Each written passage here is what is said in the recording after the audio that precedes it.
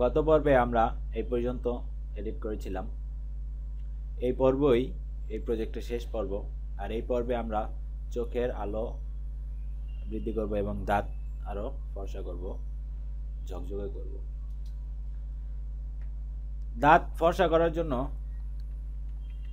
আমরা প্রথমে যেই টুলটি কথা চিন্তা করতে পারি সেটি হচ্ছে ডচ টুল।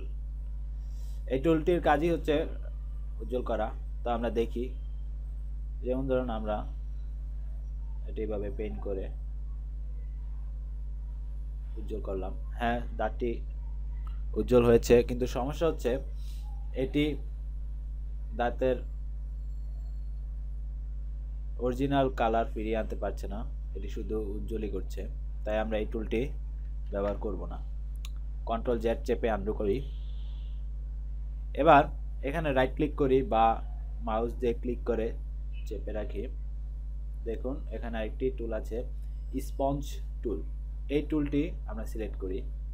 এখানে দেখুন ডিস্যাচুরেট এমন একটি অপশন সিলেক্ট করা আছে, ফ্লো 50%, দ্যাটস ওকে, এবং ভাইব্রেন্স এই অপশনটি চেক করা থাকতে হবে।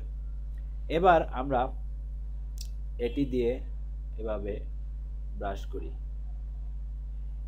এই ভাইব্রেন্সের কাজ হচ্ছে, অর্থাৎ এই ডচ টুল, এটির সাহায্যে স্যাচুরেশন যে কোনোভাবে কমানো যায় বা সিলেক্ট করা যায় বা বাড়ানো যায়।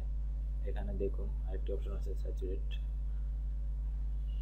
কিন্তু এটি দিয়ে পেইন্ট করার পর একটি সমস্যা দেখা দিয়েছে, দাঁতের পাশাপাশি এভাবে ঠোঁটের কালারও চেঞ্জ হয়ে গিয়েছে। তো আমরা সেটি নিশ্চয়ই চাচ্ছি না। তো কন্ট্রোল জেড চেপে আন্ডু করি। এবার দাঁতটি আমরা প্রথমে সিলেক্ট করে নিব। সিলেক্ট করতে এখান থেকে কুইক সিলেকশন টুলটি সিলেক্ট করার পর আমরা একটু থার্ড ব্র্যাকেট, রাইট থার্ড ব্র্যাকেটটি চেপে আমরা একটু বড় করতে পারি। এবার আমরা দাঁতটি সিলেক্ট করি।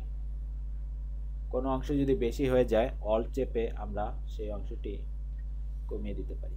এবার সিলেকশনটি তৈরি হওয়ার পর আমরা স্পঞ্জ টুলটি সিলেক্ট করি। ফ্লো কমিয়ে আমরা 30% করব, তাই 3 চাপি। দেখুন ফ্লো কমে গিয়েছে। এবার আমরা সিলেকশনটি হাইড করে নিব যাতে আমরা দেখতে সুবিধা হয়। হাইড করতে কন্ট্রোল এইচ চাপুন।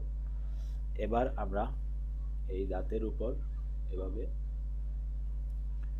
পেইন্ট করি।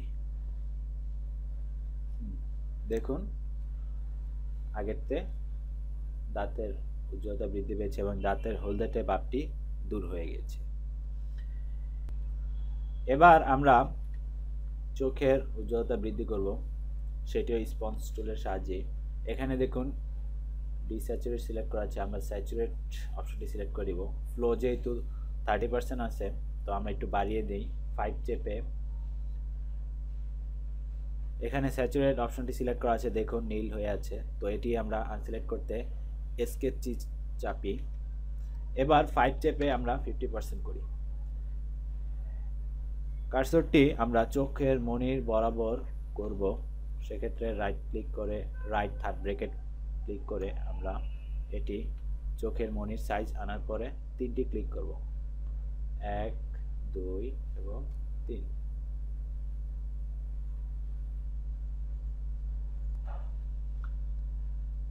এই চোখে 3 বার ক্লিক করার পর আমরা এই চোখেও 3 বার ক্লিক করব, 1, 2, 3।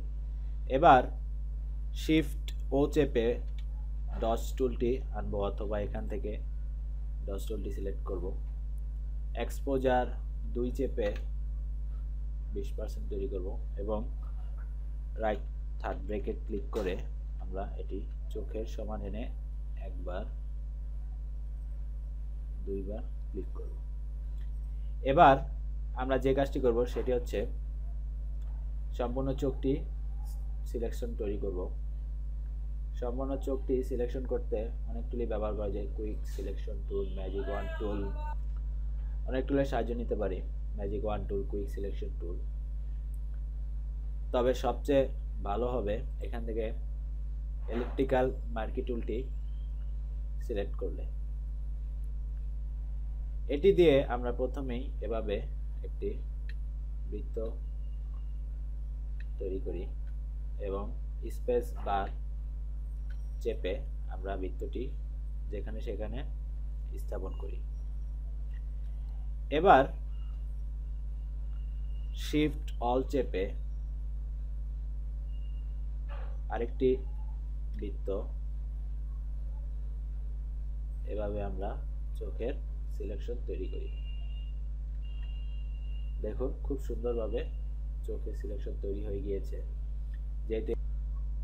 যেহেতু রিটাচ এই লেয়ারটি সিলেক্ট করা আছে, আমরা এখন এই লেয়ারটি সিলেক্ট করে এখান থেকে হিউ স্যাচুরেশন এই অপশনটি সিলেক্ট করব।